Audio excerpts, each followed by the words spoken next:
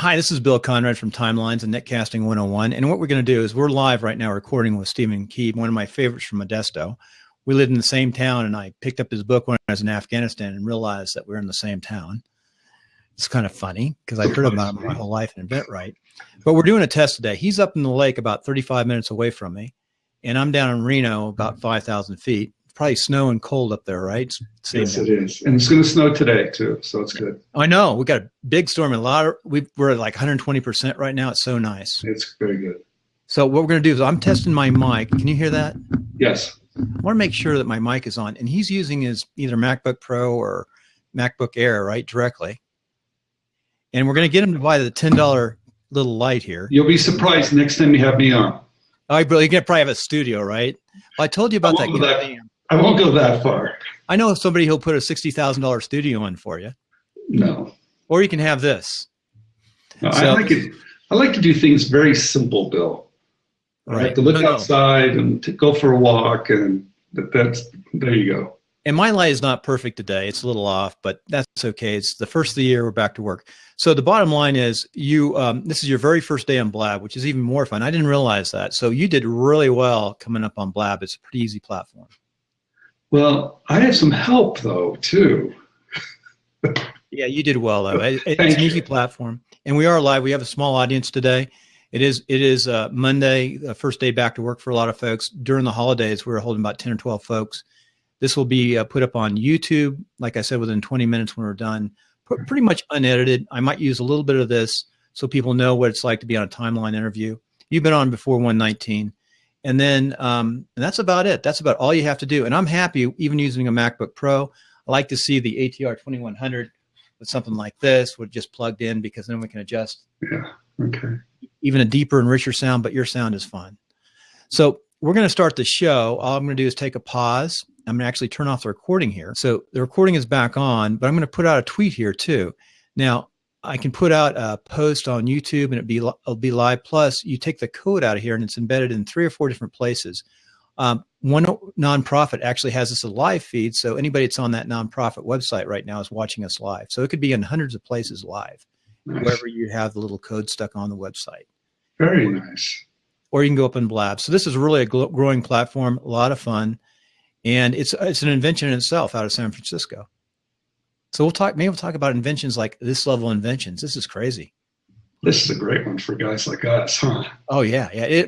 We'll talk about that since you've been on. So I'm going to pause it one more time. I've sent it all out. Now, there are no small Blab audiences. I'm looking at the comments. Plus, we have a comment bar down here to the right. Okay. Only small Blab actors. Yeah, you got us. The audience is huge. Just interesting to see. The most I've ever had come on a show is 1,200 people come from the show. And that was a special. That's a lot of people. Yeah, that was live too. Every one of those was a live person that came through the show. I do a political show called Meet the Voter. Okay. And it was right after the French attack. Right. I'm experimenting with that show too, but that's the most I've ever had. And then on your shows, I've had last year or a year and a half ago, 450 people watched your iTunes right away. Which is quite a few. Nice. So let me pause it one more time. Live, January 4th, 2015, episode 166. We have Stephen Key from Glenbrook, Nevada. It is Glenbrook, right? That's right. Thank you. Yes. Well, Stephen, I'm going to read a little bit about you here. Stephen is a lifelong entrepreneur who has made a career out of licensing his ideas from the consumer products to power. I'm like doing this. It's always basically, Stephen has basically made a lifelong career, like I said. Now I can cut this. Watch. Here's how I do a cut. Sometimes I mess up. So I'll go back and reread that. And then I'll cut it for iTunes. I don't care about YouTube because it's kind of fun to watch me mess up. So you'll like it. They do like it. And I'm more of an engineer than I am an actor. And we talk about the different skill sets around all these different things we have to do in this new media. So here we go. Stephen is a lifelong entrepreneur who has made a career out of licensing his ideas from consumer products to powerful companies. Today, we use his experience gosh, I can't even talk today. It must be Monday. So today, he uses his experience to mentor and coach other creative people. He also writes extensively about entrepreneurship and the process of inventing. Stephen, welcome to Timelines for the second time. Well, thank you very much, Bill. It's a pleasure. You look good. You have a good New Year and happy holidays? Yeah, all the family came up and it's snowing, as you know, so it was wonderful. got out there with some snowshoes and actually got some exercise. It was great. Yeah, you're not in Modesto anymore. No, far from Modesto. Yeah, it was a good place, though. It was a really great place for kids and family and wrestling teams. Was there for 25 years. Great place to raise a family. Wonderful experience. We were both there in about the same time, the same city. And I was city councilman for a while, went off in the military, and decided when I came back, I had to drag my family out of there, actually, my kids. Yeah, it's funny how we met. And I was putting the pieces together. And I used to read about you all the time in the paper. So it's funny how it's a small world. Yeah, you were in the Modesto Bee. That wasn't my favorite newspaper at the time. I liked some of the people, but it wasn't my favorite commentary. Well, not mine either, but they're dying. That's funny. You're in Inventions. So did they probably interviewed you a few times, didn't they? Yes. And they didn't reinvent themselves. Well, they're trying to online, but it's, that's a tough way to go. But you're right. They, it's a small paper. I loved reading it, but a lot of people aren't reading the physical paper anymore. So I think they were a little slow to figure that out. I had the nicest Sunday yesterday. We do a political show on Sunday called Meet the Voter. And I get up in the morning, I watch Meet the Press, get the newspaper. I still enjoy reading the Sunday newspaper. Yes. Well, you and I are old school. I like to feel it, right? I want to flip the pages and go back and. It's so neat. You know what I look at now, though, is there's so much advertisement. They have got to get a lot of ads in that paper now.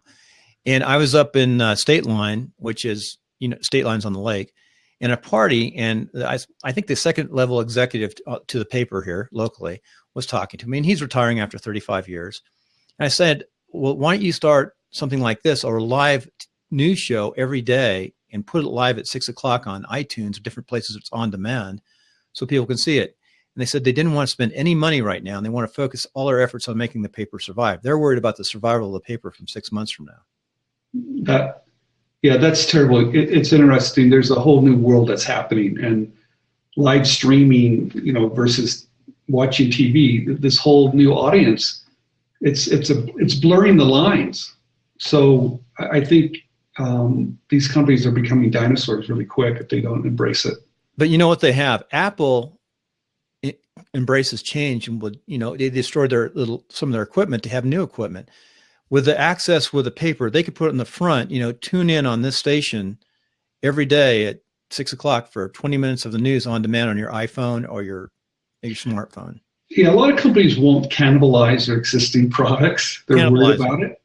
But Apple has always done that, and it's really worked in their favor. So, it's a new generation that's doing things differently. So now, you spent time in the Silicon Valley and the Bay Area quite a bit. So I think grew up with Apple evolving, and we watched Apple to the nth degree.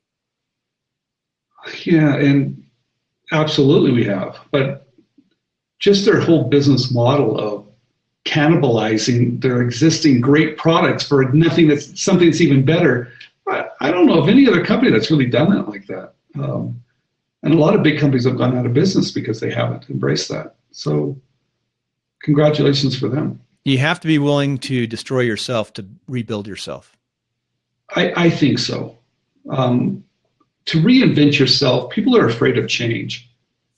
But you have to innovate. I don't care what you're in. I don't care what business that you're in. You have to innovate. You have to look further out what's happening and realize it's going to be a little rocky, but that's perfectly fine. And have faith in yourself. You'll figure it out. Now, your core book that you wrote, that I read that for the first time in Afghanistan. Someone borrowed it, and I never got it back. I had the greatest. I was talking to one of our students that was over in Germany, and she's had a lifelong career. She's just retiring from the Air Force. And I guess her superior, was asking, what are you going to do next? And she said, well, I'm going to be an inventor. And he says, well, I only have one word for you. And he wrote down and gave her a Post-it note that said, InventRight. I was like, how did people find us over there? But it was really such a wonderful story. I was very pleased. I didn't realize we had that far reach. Well, one simple idea is your book. I actually saw your book a couple times. And I'll tell you what, the people I work with, especially the young soldiers and I was a staff officer for the most part and level, but we're still out and about. But they're really bright, and they really liked your book. I saw them grab it up, and they're just dreaming when they're over in Afghanistan of ways to come home, start their own business, and be independent. I mean, that's the dream of. You can see the really bright, sharp kids. We took a very difficult process and we broke it down in 10 steps that I've been using and teaching. And we also had the U.S. Army back east that teaches innovation. They became a student of my program. Oh, that's good. It made me feel good that it's easy. It's an easy read. Mm-hmm. And it's one of those things that you can read it and you can take actions the same day. You don't have to wait and read the whole thing. So. And the world is changing. I came back and I used to build homes and engineering and all that. And I said, I want to do something different. And I saw this new communications, new media way to communicate and talk, and the internet. Now, you started pre-internet on your business. Yes. Yes. So you've had to invent yourself in a new way of marketing and media. What have you found have been the challenges? Oh, no, it's wonderful. In fact, one of the businesses I started about 10 years ago was a guitar pick company called Hot Picks. And we used MySpace, which was really popular at the time, to get the word out. And it grew. We grew from, putting picks together on the kitchen table with my kids to 30 employees and 10,000 stores. And we leveraged social media to do that. I saw the power of that. We were far kind of ahead of the curve on that. InventRight, right when the internet, not when it started, but early on, we've been in business for 15 years, but we've been online for quite a few years. But today it's changed. We have one person in the company that does all the writing, does all the social media. We have one dedicated person now. Isn't that amazing? But it's so important. It's your marketing today. From the Twitter to the YouTube to any comment. If anybody reaches out and touches us, we want to touch them back somehow, some way. We don't want someone to be, if someone has a question, we want to have an answer for it. So it's two-way. The one thing about the internet websites, it's only one-way communication, some of this. So not now. Well, it isn't now. No, we're two-way right now. We've got a live audience. It's all about two-way. We're on at least 5 or 6 websites live right now. See, I love that. And that's something I'm going to bring to the party with our group. It's all about staying connected and really serving your audience of what their needs are. So. Little disclosure here. Now, when they're watching through the websites and streaming, they're just watching. They don't see it up above, but they're watching directly through Blab. You see who's actually watching up above. You can actually see that. Now, it's normally we have 12 people. I think it's the first Monday back on this site, and these are more the insiders and the people who follow this program. But there are a lot of people actually just watching on their computers or coming up, and it's kind of neat. And that will grow and grow and grow. And it is interactive. Nice. And it's just an amazing, amazing tool. But that said, I had to reinvent myself because I started off with iTunes. And I'm watching the iTunes numbers. iTunes is still good, and there's still a lot to it. All right. But I think it's going to change a lot. I think things like this, like we're doing now, will have deep impact on iTunes, and which led the way. So I agree, because a lot of the people I've met with some of the podcasts, they're very active on a lot of social sites. So if you can tie that in to your Twitter and your YouTube and just tie it in everywhere, that's a brilliant move. You're so tied into Twitter here, you won't believe it, what's going on with Twitter and some of the things that you'll see. So it's evolving. We have to constantly study and learn. But we're going to come back and we're going to talk about a couple different things. We're going to take a break and we're going to talk about your 3 main ideas that keep you going and motivate you and the principles you live by. And that's sort of the new format for this year. Okay.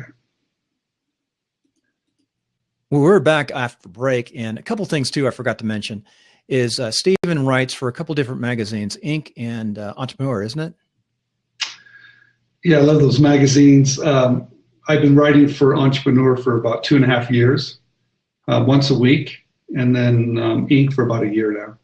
Do they ever have parties for you to go to down in Orange County? I think, aren't they in Orange County? Yeah, they do. No, they do. They always invite us. It's either New York or something for a year-end party type of situation. So if I haven't gone to one of them yet, but I'm looking forward to it. Yeah, we'll see what happens. You've been writing for them for a long time, like 10 years, right?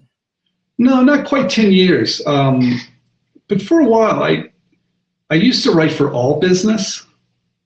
back in the day, that's when I first started writing for someone else. And the reason why, I could find a web page I wanted to be on, and I could write a topic, and within 24 hours, I could actually get on that page just because of how powerful they were.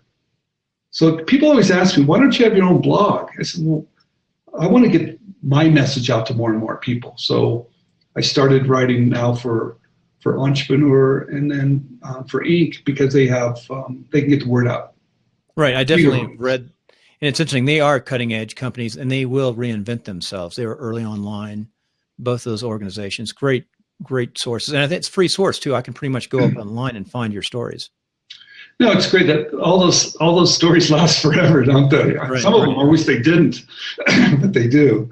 So what we're going to do is we're going to talk about 3 principles, especially the principles in 216 that you sort of follow. And you gave me 3, and the first one was be accountable. So what does that mean to you? Oh, well,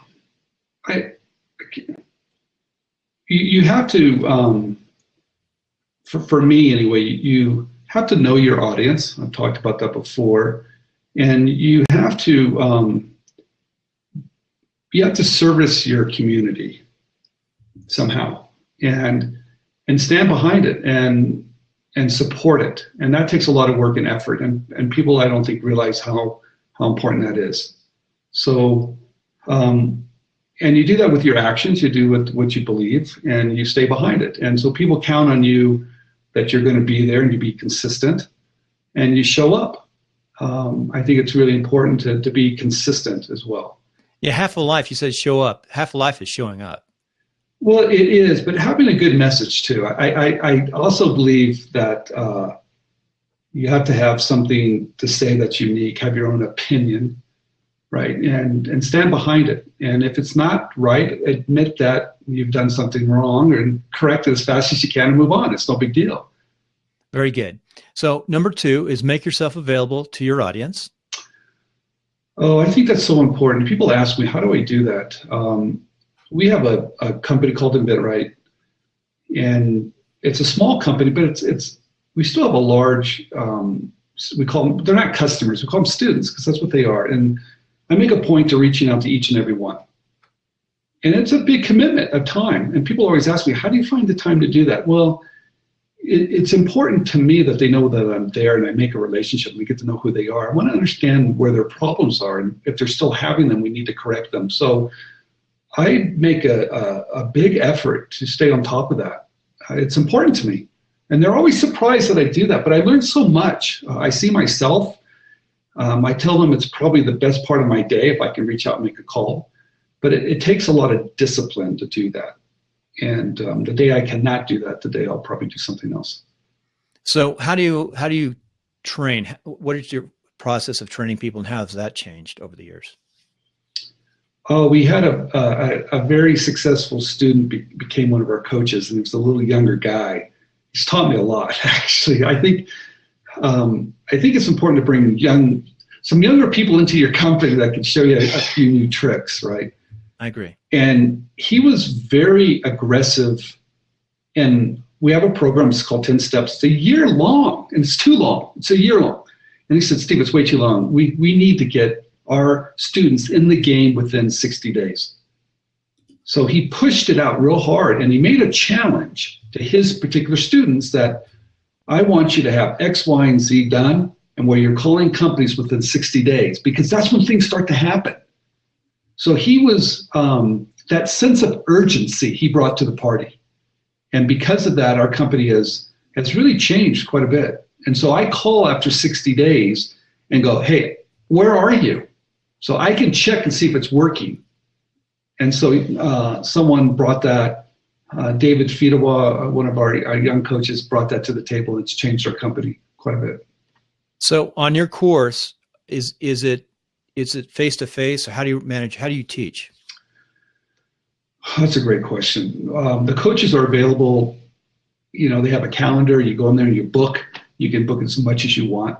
And the students are really successful. They book once a week. And I tell them, even if you're not quite sure you get your homework assignment done, still book it. Trust me, you will.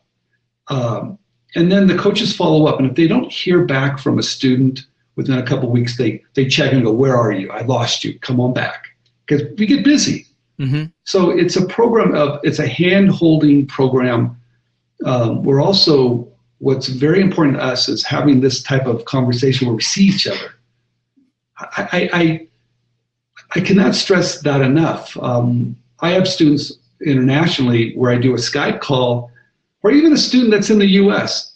It changes the relationship. If I'm on the phone giving help and they send me something in email, I see it. But the minute I see their face, it changes in my mind. It actually motivates me more to help. So it helps, I think, the students to have that relationship. It also helps the coaches to have it. You just said something huge, and this is the game changer. When I started in podcast, and I immediately said, man, we could hook video to this. So I'd use YouTube. We do the Skype, and that's just face-to-face. But when I could bring in an audience and do what we're doing now, live, it's a game changer. It's something about live and personal that it brings the personal relationship back. It helps everyone. And like I said, not only the students or even the listeners, but it helps the coaches. They want to see who they're coaching. Right. They want to see if they're making a difference. So that's remarkable, because my company, everybody's scattered. So we do our staff meetings twice a week. We bring everybody together because we like to see each other. What are you doing? And so it kind of, even though we're far apart, it brings us together.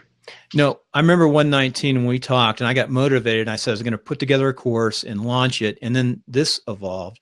And so I put together an evergreen digital course, but I really think it needs to be more than that, because that's where you just go and you can do it on your own and there's no one pacing you. You have somebody coaching you through. I think at least getting to a certain level, you need that. We try to do it the other way, just online learning. And the success of our students wasn't as high. So yeah. We said, look, let's make a commitment to do coaching. And I think everybody thought we were crazy to do that. But we knew at the end, if we put the time in, that I think our company and our students would be more successful to make that commitment. And it has. We thought about it. Everybody says, yeah, why don't you do this and this and this, what other companies are doing. No, I like the personal touch. Right. Well, I do like Linda. Linda's that online who just got bought out by LinkedIn. Yeah. And they've done well, but they invented a new platform, a new way to learn. And that's kind of nice. But I still think there's tons of room for people to take their skill sets, create some online, but really get that personal coaching touch too. And you can niche it down because we all have our specialties. Today, I think all of us realize if you have a question, the answer's out there. It's out there everywhere. It's the largest library. The thing about the internet, it's the largest library in the world. There's not a thing that happens from fixing something in the house to, I don't know, even a medical situation. Hey, what is that all about? I can learn anything and everything just by sitting there and researching. So I love it. You know how you're talking about younger people? I got on council when I was pretty young, as a fluke, and I got on council. And I was the youngest by 20 some odd years. I was the very first person to use DOS email because, I was in the military. I was using the DOS email in the military. I started using it and talking to people. And it took them forever, the other supervisors and council members, to start using any kind of email. But I was pushing from get-go with just a handful of people in Modesto, younger people. We were pushing to get, broadband and internet accessibility other than, the AT&T dial-up stuff. So I can relate to what you said, about bringing young people in, doing those things, and that mix. Yeah, it's changing. We realized that, sometimes you get just set in your ways a little bit, right? So we try to mix up. Also, I'm in the game of innovation, trying something new. So I'm not afraid to fail. I think you have to fail to succeed. I fail every day doing this because I'm always trying a new way to speed something up. It's the way you learn. And I like getting out there where you're a little nervous, your hands get a little sweaty, and you're like, is this going to work or not? I like that. It kind of, you feel alive when you're doing that. Well, I think there's a lot of room for what you're doing. We didn't really talk about all the examples because we don't have time of all the inventions and all the things that people have done around you. But I know InventRight, you guys are huge. I wouldn't say we're huge. In my mind, I've known you like 20 some. I've known that name forever. Well, I guess I noticed it. I see the commercials. Well, we're very no. That's not us. That's not us. No. I know who you're talking about. The other folks, but I know we've been consistently helping for about 15 years, and our mission has never changed, and I'm really proud of that. We have we don't take commissions, we don't do any of the weird stuff. We just keep strictly education, and it's been a very rewarding experience to see people succeed, and I like it. It's probably the funnest business I've ever been in. People ask me, why do you do that? Well, you feel good about yourself when you're helping others. So I'm always going to stay in it. I like it. We're running short on time before the break, but I know you've had some other students like Tim Ferriss, Teddy Ruxpin, or some of your early inventions, toy companies, things of that nature. It goes on and on. Well, I've been very fortunate, Bill. I've met some really remarkable people through this journey, and worked on some really interesting projects. And I'm still, I'm going to turn 60 this year, and I'm still excited about some of the things that I see and do, and people are wondering. So I think when I'm a product artist. I love that. So I think you never retire. You're always going to have that sense of wonder, that curiosity. So for me, it's a perfect thing to stay involved. What's going on? I'm curious. And I think that curiosity is going to keep me young for a long time. So let's see. You find a platform like this and you continue to go. You can go on forever. Frank Lloyd Wright, one of the person who's inspired me with his architecture, which I design, build, construction, did his best work in his late 80s and early 90s. If you look back, some of the great artists, and the one thing I loved about art when I was young, when I first jumped in, is that artists seemed to create to the day they died. They never stopped. So I like that. My father said, find something you really like to do, and working with your hands, creating things, seeing things change, even if it's a business, I don't care what it is. If you can stay active and be curious and seize opportunities and everything, it's a wonderful time for me. I'm pretty happy about it. Now, your last point fits into everything you said. It says, find a mentor and learn from others. Yeah, I really believe that. I was very fortunate. I had someone that helped me when I was a young 20-something-year-old. Everybody thought I was crazy. He said, no, everybody else is crazy. You're right on. I think it's important to find mentors and people that can help you, guide you, or at least support you along your journey. Yeah. And find other people that are doing exactly what you want to do, get close to it. And that's the fastest way to learn. I don't know why you people wouldn't do that. Since this is your first day in Blab, if you start watching this, you're going to be amazed at what you can find on here, this platform. Hey, next time we have this conversation, just watch out, because I'll tell you, after this, I'm going to call my group. We're going to have our staff meeting. I'm going to bring something new to the table so the young people can see that I'm on my game. I'm going to send you a little, I'm going to write part of your next blog for you and send it up to you so you can get some quotes. Because this is we're all talking about this and we're not sure, how long it's going to fund, because it's expensive to run this platform. But it's expensive to run YouTube too. But it's fun. You'll wait until you see it. Things are going to happen. And if it's not this company, this technology will continue on. Nice. So we're going to go to a break.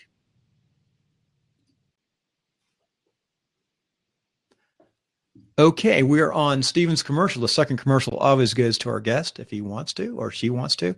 Stephen, tell us how the listener can find you and give us your commercial. Very simple.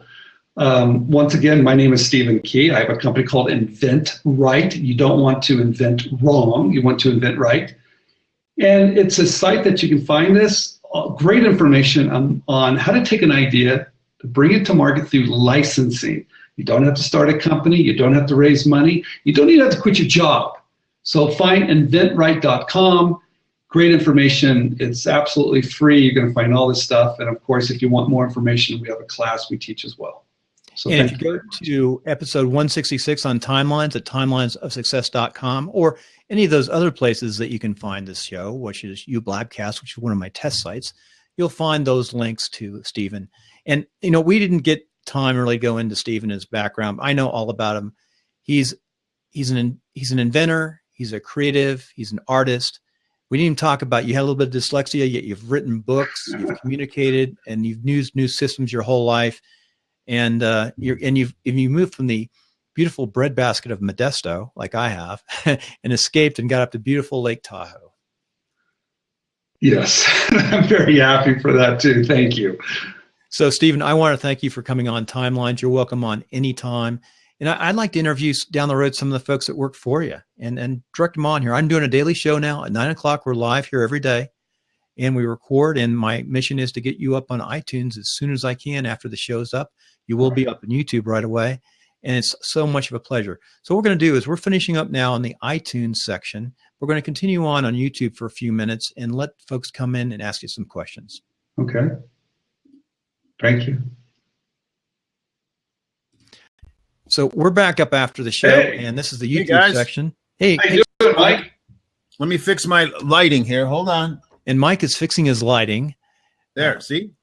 That's great. He's good. And, we don't have $60,000 studios, do we? No. But you do have Vince Lombardi behind you. That's it. This is live. This is amazing. Steven is going to get at least 400 or 500 iTunes downloads. He's one of the most popular ones. He gets out there. It'll be in different products. Yet we didn't have the great audiences today. I think it's because Monday after the holiday. What do you think? Who knows? Well, I'll tell you one thing, and I'm sure this has nothing to do with it, but I get a notice from my Verizon saying I'm almost used all my data up. And I'm going, what is going on here? Well, we finally figured it out that you have some settings, and I was thinking about doing a Blab or a Periscope on some of the settings because Periscope and Blab just suck up your data on your phone. Oh, right, yeah. And there's some settings that you can. There's some settings that you can do that will eliminate that. But you want to turn off the other uses. But for example, I've had a show. I do WP Tonic, and we finished the iTunes portion, but I had to go down to a meetup in Reno for websites. And I listen to it on my earphones while I'm driving, and it's really nice. It's like a radio talk show. People are coming in their own little hubs. So, Stephen, how do you think you could use this platform for folks inventing stuff? What do you mean? They could show their products. They could hold it up. They could say, "Hey, look, I'm struggling with this," or "How do I build a prototype?" or "How do I do this and that?" I think my audience is a real touchy-feely. They want to show you what they have, and hopefully it's not confidential, of course, but they can, I don't know, it's a good way of demoing, right? Right. I'm going to show you another trick. Yeah. Well, I might get a little echo here for a second. See, Bill Conrad just showed up. There, I muted myself. So look, you can see my magnificent office here. That's great. You see my $10 light here. That little light would help. I could get you perfect light if you just had that light, that $10 light, and I could put it back. You'd be surprised next time. I'm going to up my game next time I come on. So let me put this down. I got to keep this muted so it doesn't give us feedback. But see what we're doing here? Oh, that's fantastic. Hey, I want to show you this new product I just invented. I wish.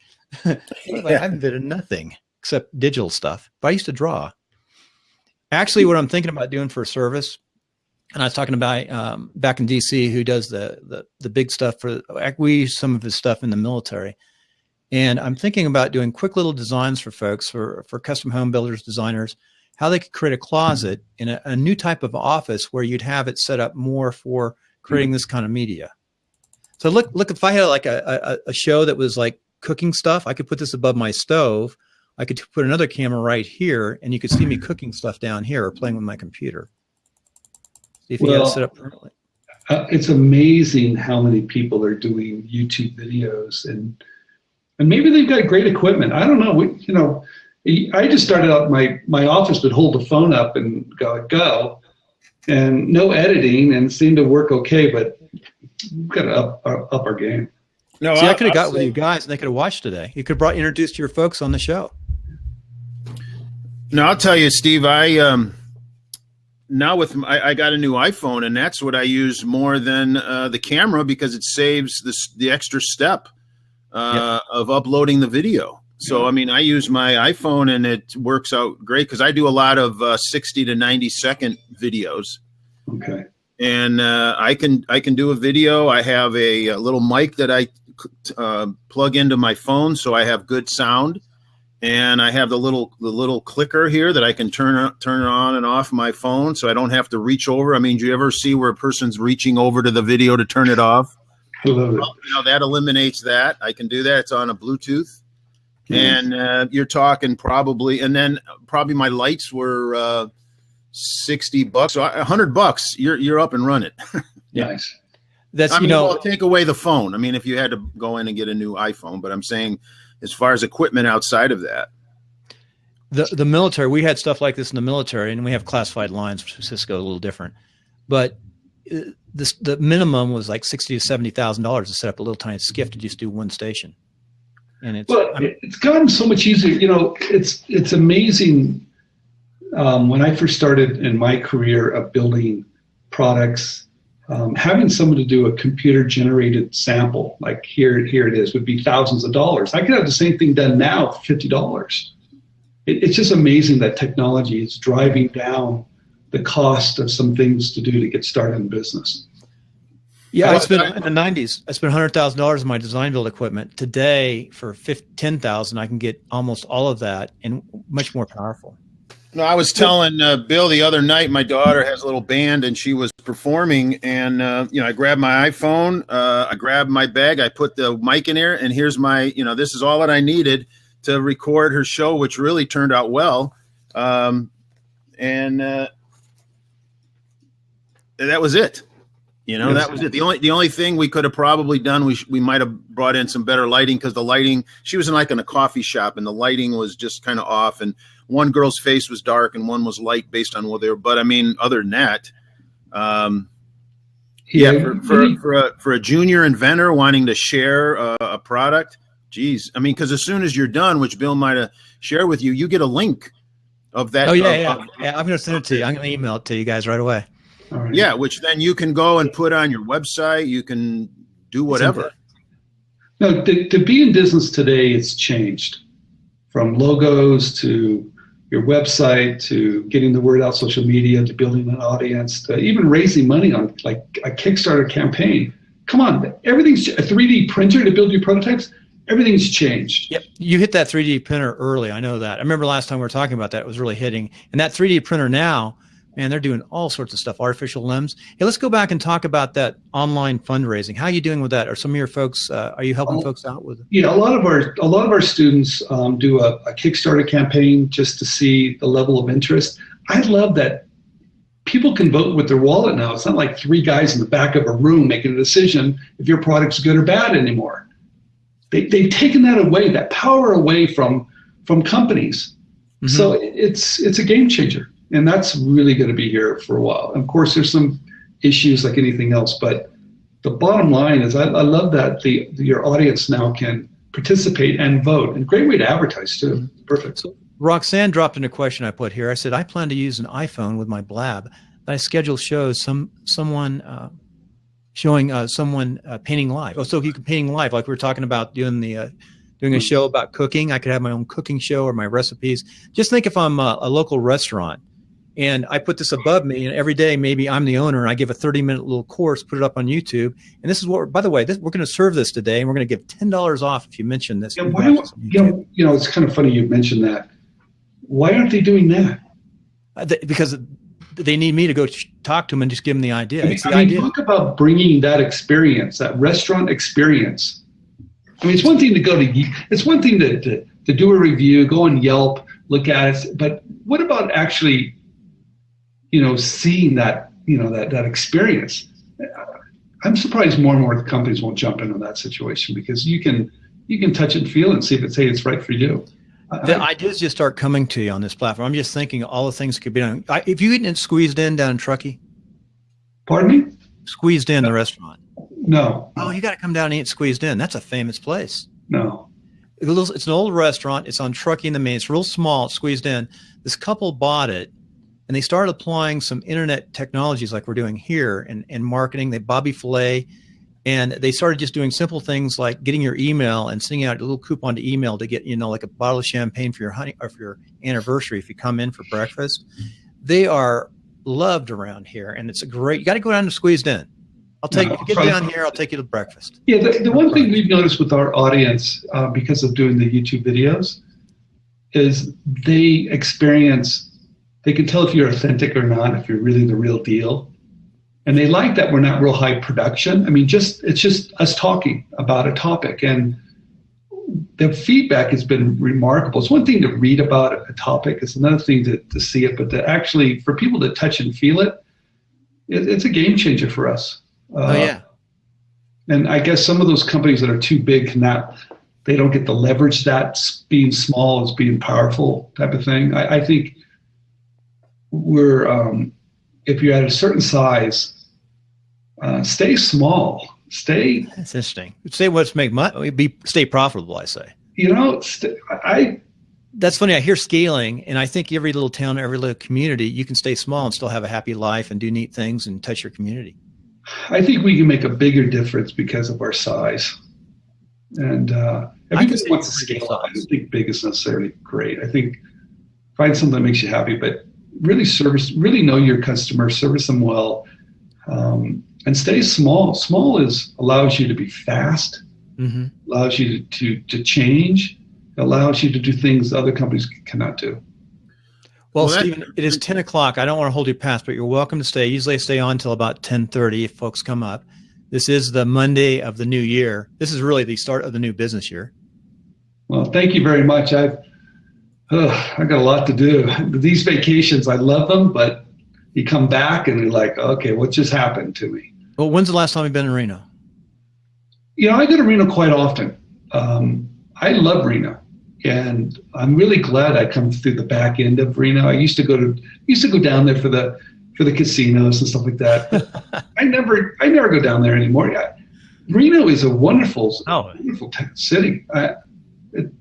No wonder it's growing by leaps and bounds. In your backyard, it's called the Big Mega Technologies kicking in. The world's largest business park. Tesla, Switch. People don't know what Switch is. Switch is huge. Switch is the internet. Switch is here. It's growing, and I'm pretty happy about it. Yeah, it's a great place. I can go mountaineering, cross-country skiing right up my backyard. I don't have to go anywhere. I'm by McCarran, McClellan in that area, McCarran, Mayberry, up on that side. So anyway, next time you come in, make sure you give me a call or vice versa, and we'll go out to Squeezed In down here. I like Squeezed In Truckee better.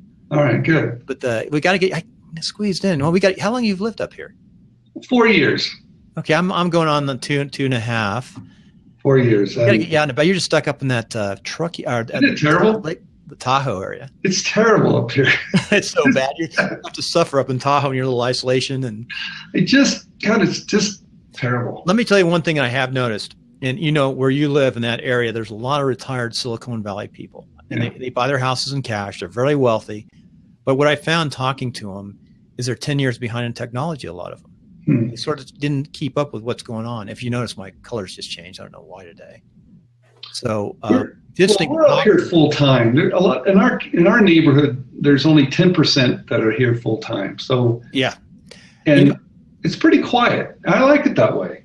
Coming from Modesto, that's bizarre. I talked to the Chase folks up there, and I said, well, how much do you have to put down to get one of these houses? Most people always is all cash. So we don't worry about that. So what? Yeah, because they're all most of these are all second homes. Like $4 million houses, second homes. Oh my gosh. It's a little ridiculous. But, it is. Anyway. Well, thank you, Stephen. And we'll see you up in about 20 minutes. You're going to get a YouTube link. So you'll see that rough. Now I'll edit the backside of it out. iTunes will be up in about an hour and a half. All right. Well, thank you very much. I enjoyed it. And Mike, stay on. See you, Mike. Thank you very much. All right, Stephen. Thanks. All right. Bye, guys. Bye. Thanks for coming on. So anyway, he might still be, he's still up there watching. Thanks for coming up, Mike. It's weird today. Stephen is going to get a lot of downloads. I know. It's okay. Stephen's going to get a lot of downloads today. That shows that there's a divide between the iTunes and his environment and this environment. Mm-hmm. But I think this environment's really going to go crazy.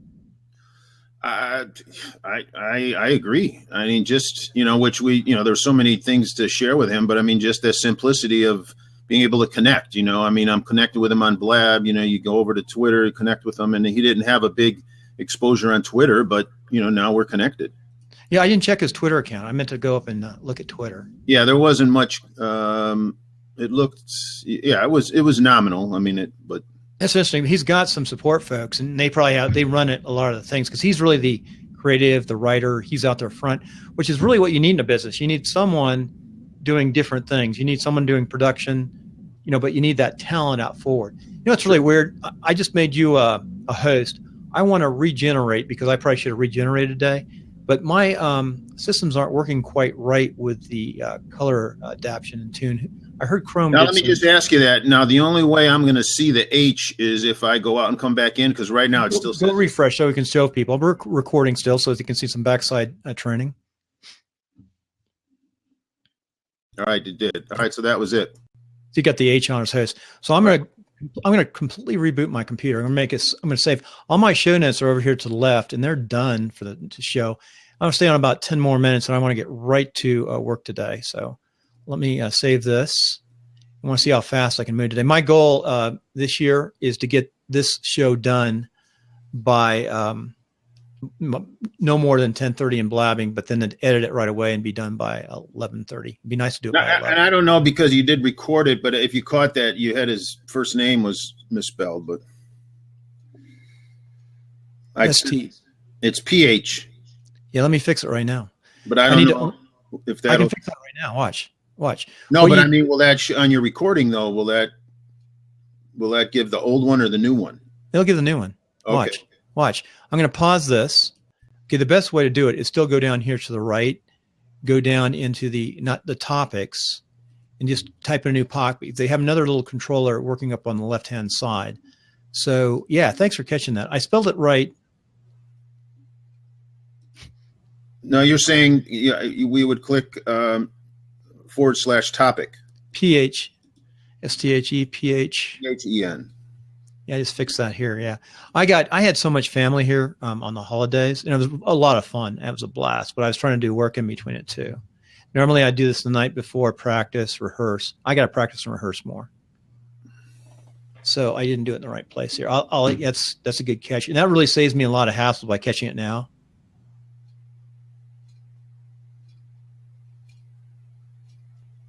I'm doing it on my show notes. STEPHEN. And you're doing it using it down in the lower right where it says change /topic. Now I just put, here's what you can do. You can go copy up above. Watch this. You go copy up above. Then you go down the lower right. You hit that topics. Oh, okay. And you go paste. I'll tell you what, the learning back and forth is huge on this. Rob Hicks, Rob Hicks runs a pretty good sized company, that company back in DC. And he's got a 6,500 square foot building. He's got 7 or 8 employees, installers. He does all this federal work. And he's doing like graphics and design work for me. That's so nice for a big guy like that to do it. But I got to think, what is he thinking about the system? I mean, the cost is out of it right now. Sure. But they still need secure systems. So I just put InventRight. All I did down below is I cut and paste from up above, STHEPHEN key, and I just hit enter. I want to make sure there's some hashtags in there like InventRight and timelines and anything else I want to put in there. I should put his address in there for his I didn't get it, his Twitter account. Do you know what his Twitter account is? Let's see if I got it. I'm gonna see if I can find it. No. Let's see. I'm gonna go to Stephen here. Now, not two. I don't know if this was new, and I just noticed to the right of the post to Facebook, they give you the little box there that you can get an embed code. I don't know. I've not seen that before. Oh, on the right, let me shut this down over here because I'm getting an echo. Underneath the title of the program, you got a tweet and then post, and now you got that little box. And if you click that, it gives you an embed code. Let's look at this. So you can share your blab somewhere else other than Facebook or Twitter now. Oh, I've been doing that for a long time. But I mean, was that always there? I don't remember seeing that. Is it on the right side? Yeah, it's to the right of the Facebook button. Hey, stay there. I want to reboot everything and see if I can't see right. What's going on.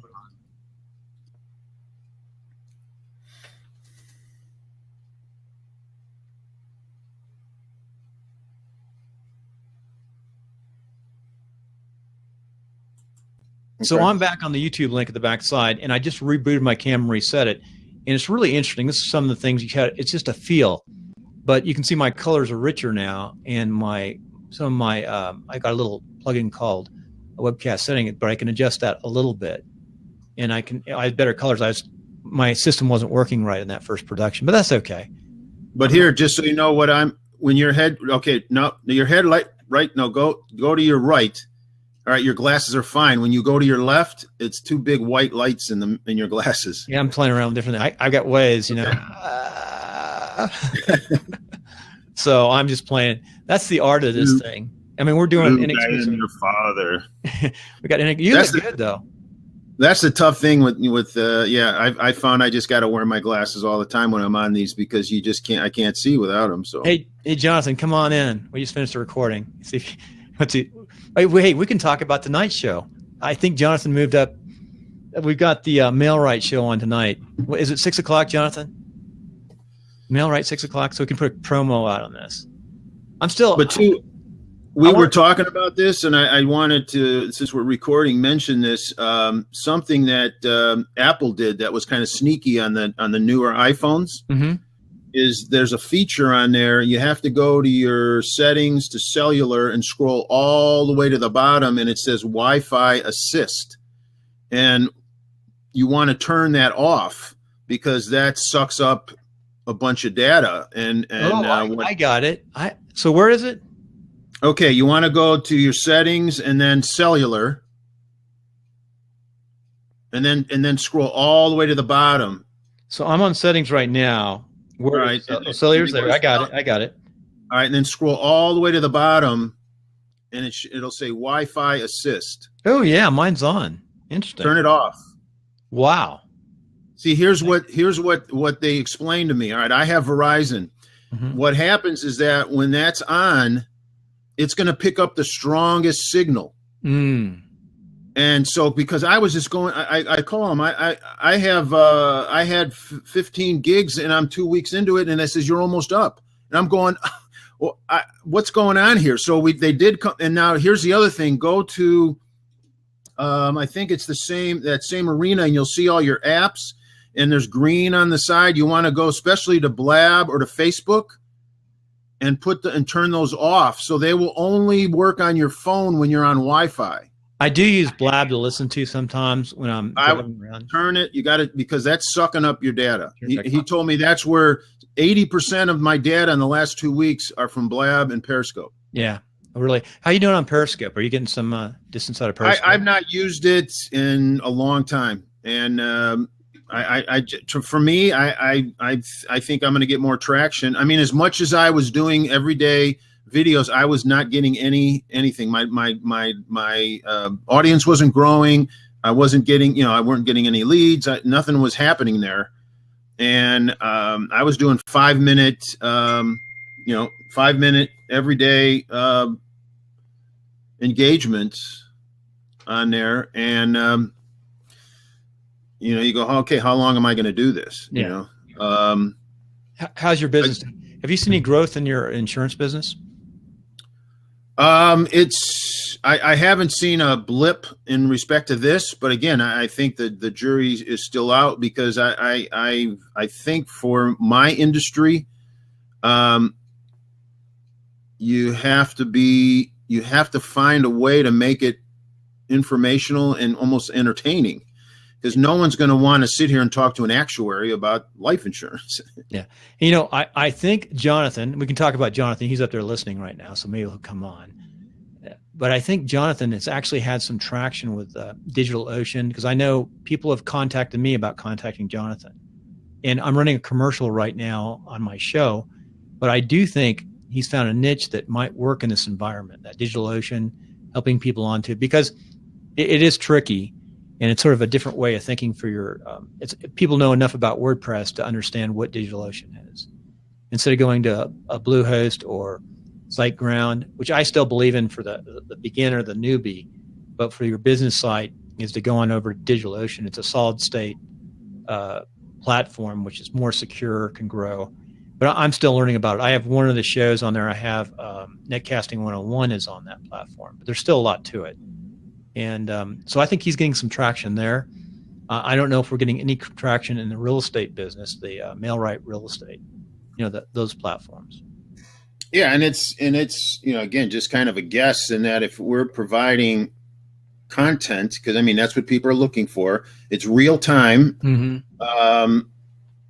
You're going just by percentages, you're going to hit on somebody who's looking for a house, needs a will, or needs life insurance. I mean, so that as I said when we talked about those all, it's kind of the three-legged stool.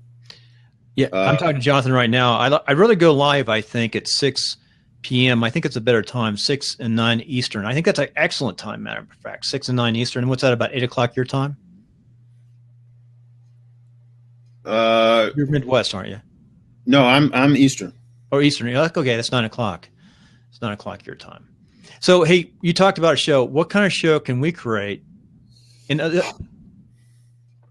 Well, that was it. I thought, from the attorney, mm-hmm. which is there's attorney type questions that people may have in regards to purchasing a home, but then the other part of I think it's tremendous value is talking about wills and trusts. So there's the attorney leg. All right, you got the real estate leg that you're going to incorporate the mortgage guys, your mortgage brokers, your realtors, how to buy a house, how to get a mortgage. All right, so the content there. And then on the life insurance side, you can talk about mortgage protection, differences between whole life and term life. I mean, I can even go off on a tangent of using life insurance as a wealth accumulator, So I agree. It's one of those places. Yeah, one of those things you need to balance everything out. Right. So I have to have it because my kids. Oh yeah. I mean, I tell you, I got $1.5 million of life insurance. So, my wife is set, so she's set. When my grandmother died, we had like 4 beautiful, huge buildings and some land in Southern California, and they had to sell 2 of them, even though they didn't have any debt. Well, and that goes into there's where you have that conversation between a trust and where life insurance fits in. When my dad died, nothing changed for my mom. Well, this is in the 70s when taxes were like outrageous, and right. We had the death tax was huge. But yeah. I mean, even still, so that's where that conversation. I mean, my mom personally, she has more life insurance now as 80-year-old than she ever had when she was raising us. Just because of the nature of the value of her estate. At this point, because she goes, "What do I need this for?" And I frankly just, Mom, you need it. So. Well, I've got 12 more years on this term policy, which is really a good policy, and so I'll have to get something working into that. I probably should do it when I'm healthier for that. I don't need as much when I get older, but that carries me through my girls who are 13 and 15 and the business too. It's from the business. Well, and that's where, I mean, my youngest is 18. My oldest ones are named as specific beneficiaries of a percentage on some of the policy, on some of them. But yeah, as far as, my wife's concerned, I mean, she's quote unquote set.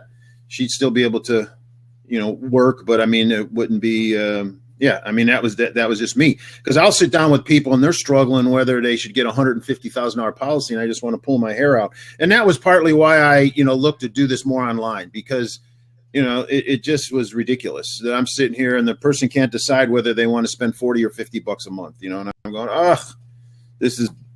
Let me tell you the stories of people that wish they would have, because people do die. Oh yeah, you gotta have life insurance, especially if you have a business and family and kids. Yeah. Hey, what I'm gonna try to do, I think after I do the interview, if the people want to, I'm gonna invite folks on and talk more tech ideas, systems, brainstorm how you can make money. I'm not gonna advertise. I'm gonna leave this crazy name up, not the crazy name, but if you notice, people will not come on. Different names bring different people on, or even bring them through. Right. And people will not come on. It's sort of an insider thing to know to come up after the show like this and watch, us talk about ideas and like how we're going to get. I want us to talk about what do we need to do to make money and provide a service for folks. I think Stephen Key had something. Let's talk about him a bit. All right. He's doing a little bit of old school but new school with this stuff, because he's not on the streaming. He's doing YouTube, but he's not doing that evergreen course which I was creating, where people just go online and they listen. And he's doing more coaching and bring people together and bring through people a series. They must have a good marketing arm too. He's got like 7 or 8 people. He writes for Inc. magazine and Success. I mean, he's really well known in Inc. and Success. Yet look what on Blab today, we didn't get anything. Well, when I was when I went to his Twitter, he must have done a TED Talk because it had a TED Talk logo behind him. Yeah, he's got an interesting. Well, I mean, there you go. Here, see, I think there might have been more mileage if he was pushing it out to his lists. He will post. He will push it, but he didn't even know about Blab. Yeah, I didn't. I'm saying though, as far as the lack of engagement, it might have upped because I saw a couple people come in and out, and I was looking at their thing, and they were writers. They were kind of in that world that he was in. Yeah, invent stuff. So somehow, maybe based on what you sent out and I sent out, somebody saw his name that knew him, and they popped in for a minute, and then they popped back out. Hey, by the way, I don't know if we need to get an electrician on. I don't know what's going on here, and I thought I knew stuff. But it must be something on the wall. I'm actually getting a shock off of this thing. Yeah. And I've changed plugs, changed sockets. I've done all sorts of different things. This scares me because I've been testing different kind of equipment. Weird day today, man. We got so much to do. It's a Monday. It's a new year. So what's your New Year resolution for? My New Year resolution. Well, we're in the midst of, and I think I mentioned the marketing we're doing, and we're in the midst of it. We had to kind of put things on hold for some legal reasons, but we got some pretty interesting marketing we're doing for local lead generation, for local brick and mortar businesses. And on paper, it's, you're talking 7-figure income stream. Anything I can do over here, you think I could apply to this business?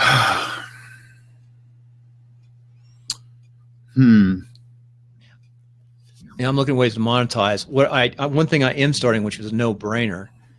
We used to make, when we had our own bigger shop, we made about $15,000 to $20,000 extra cash dollars a year, just on the relocation services. And basically, is when we sell a house for somebody and they're moving like to Georgia or cross country, we would just call up a CRS GRA at the very top in the industry and sort of find a couple of agents they could talk to.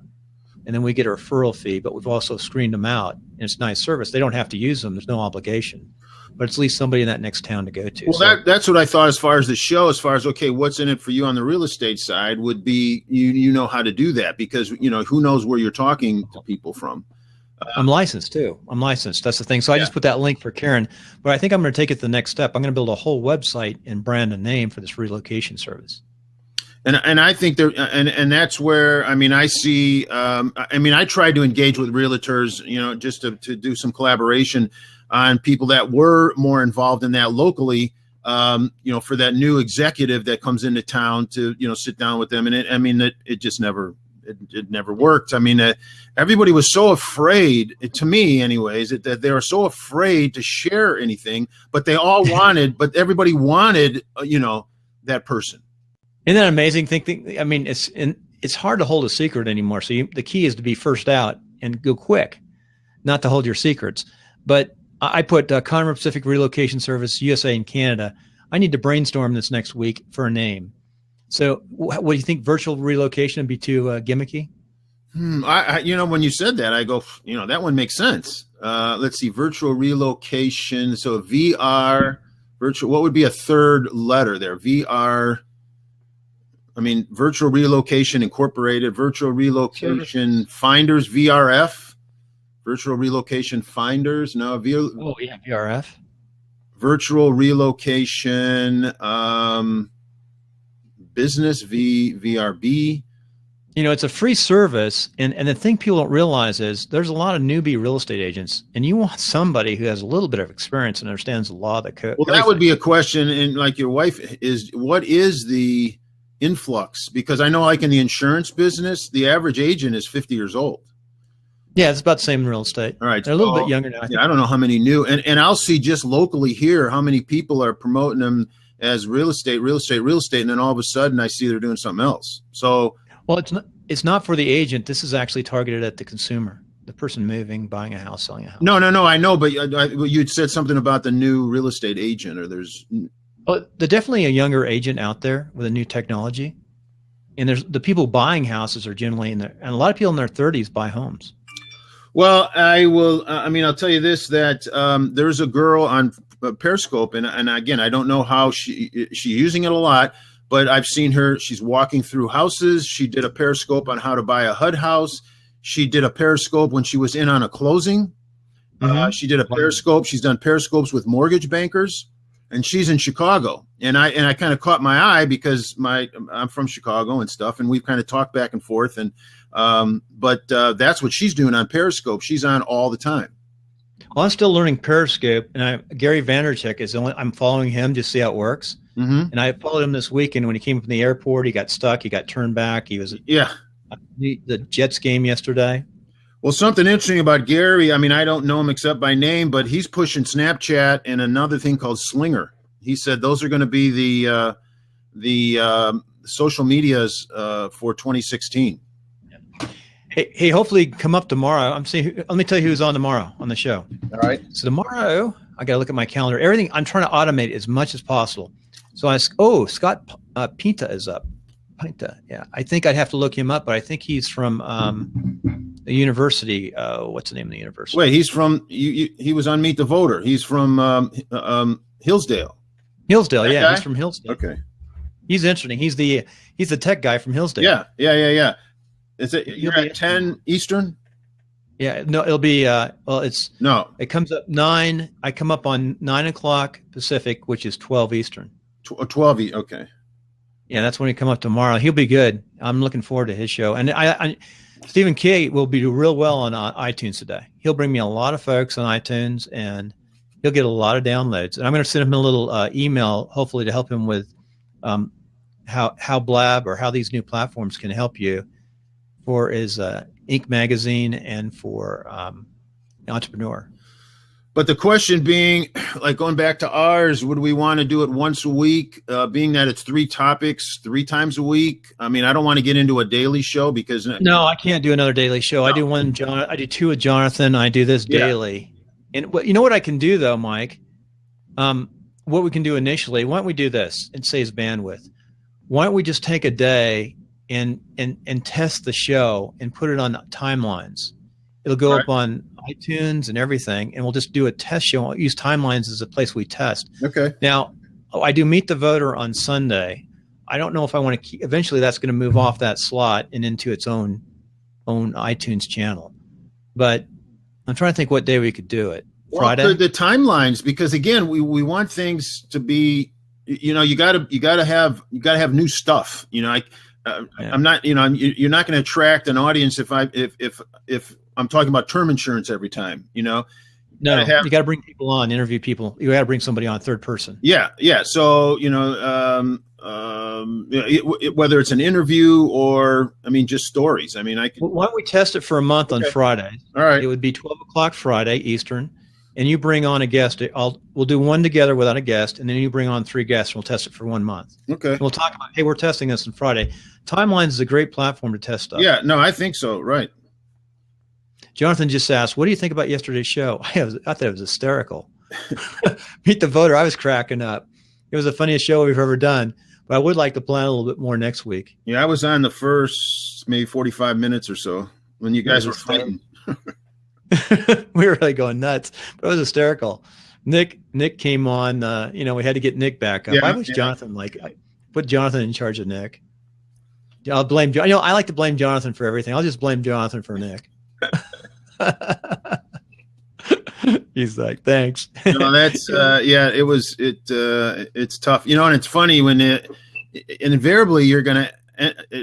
I give these guys credit on Meet the Press how they can control the emotional part, because it always gets emotional.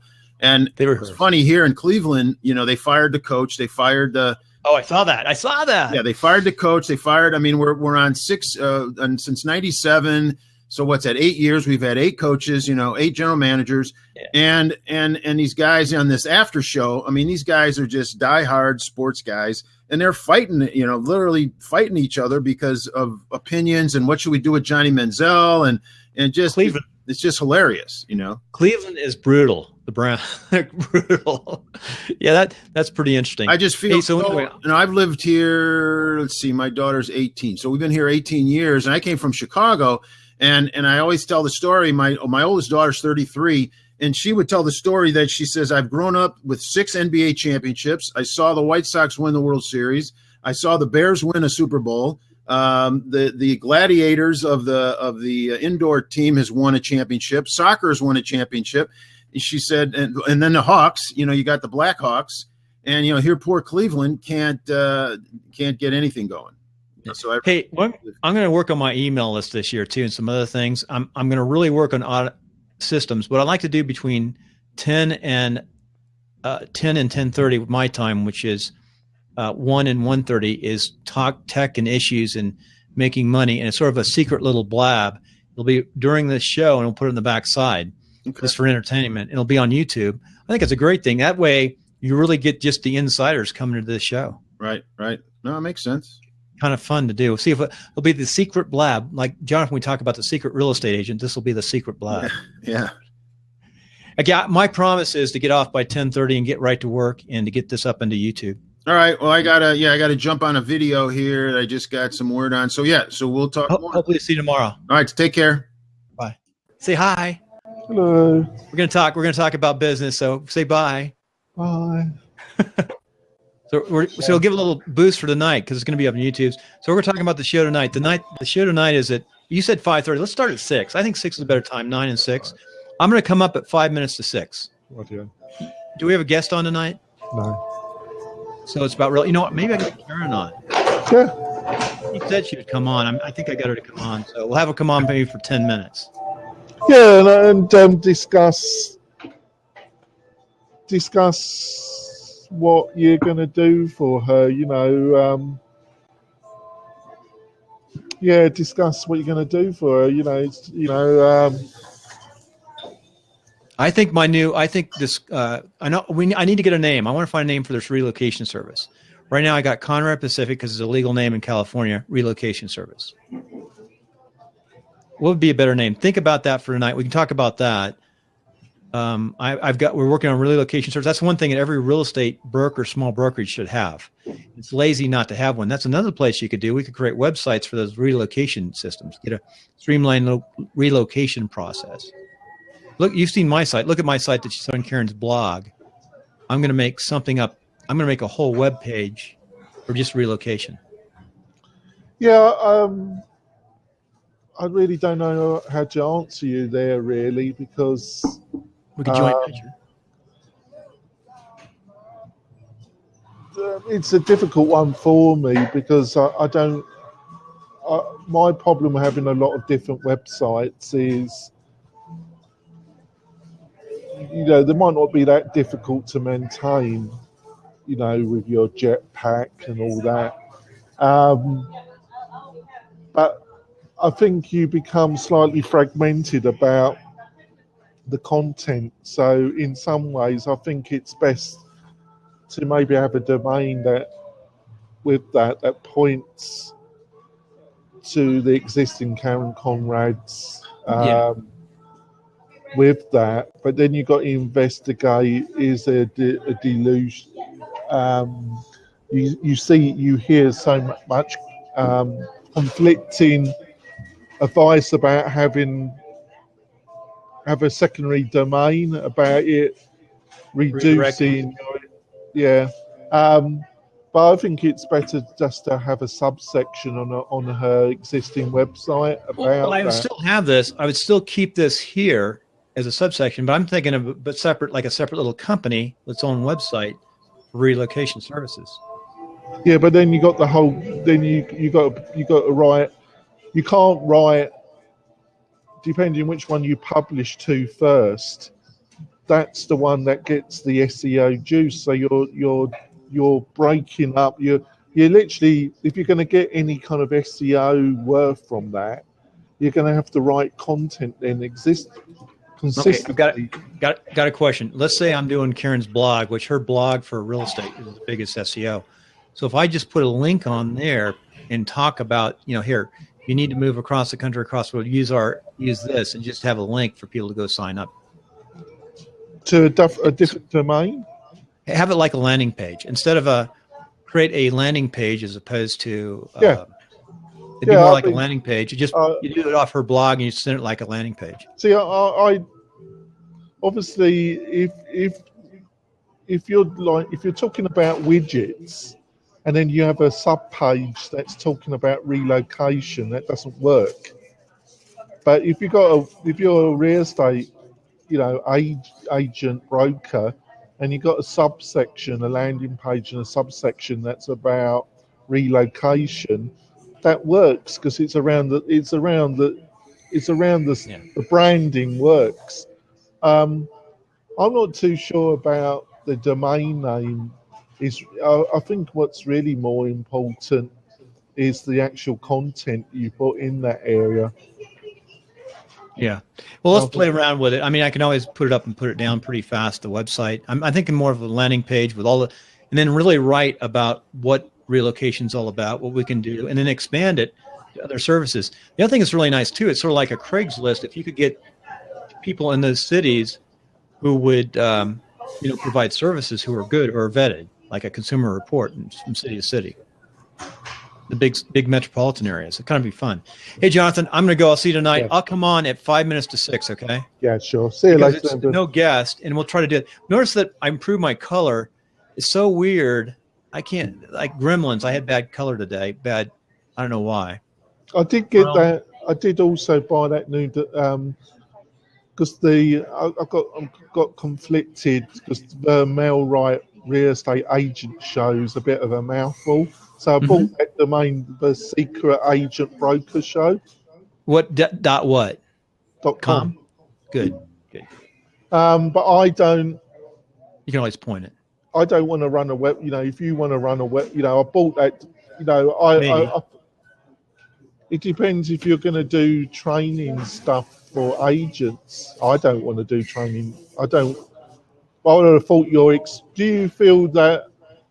do you feel over the past 18 months, I think you've learned a lot about how you combine traditional with online to get results. I feel that you've learned an enormous amount, haven't you? Yeah, and I think it's changing so much. This changed it so much this year. I think we just have to stay on this every day and find out what's going on. And let's talk about that tonight. I think it's very difficult for an agent really to know what works and what doesn't really.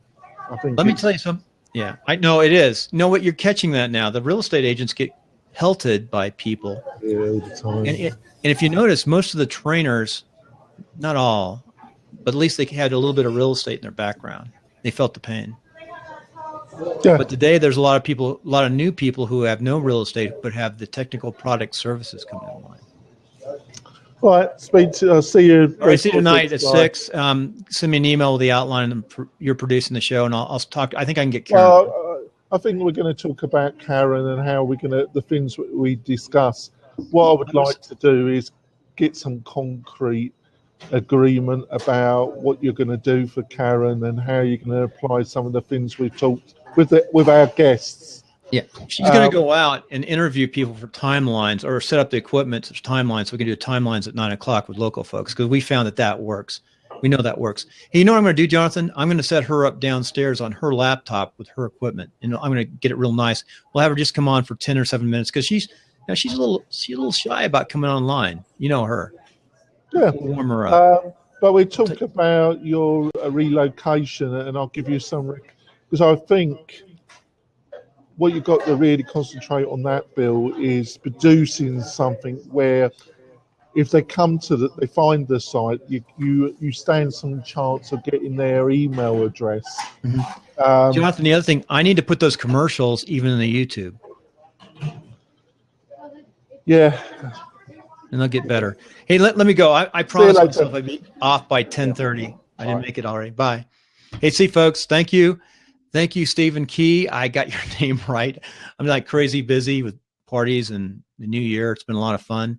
And again, this second half is the secret blab, folks, talking about how to get rich online, I guess, and how to make money. So it's really a secret agency club. And I thanks those folks who came in and looked at this. So take care. I'll be up tonight.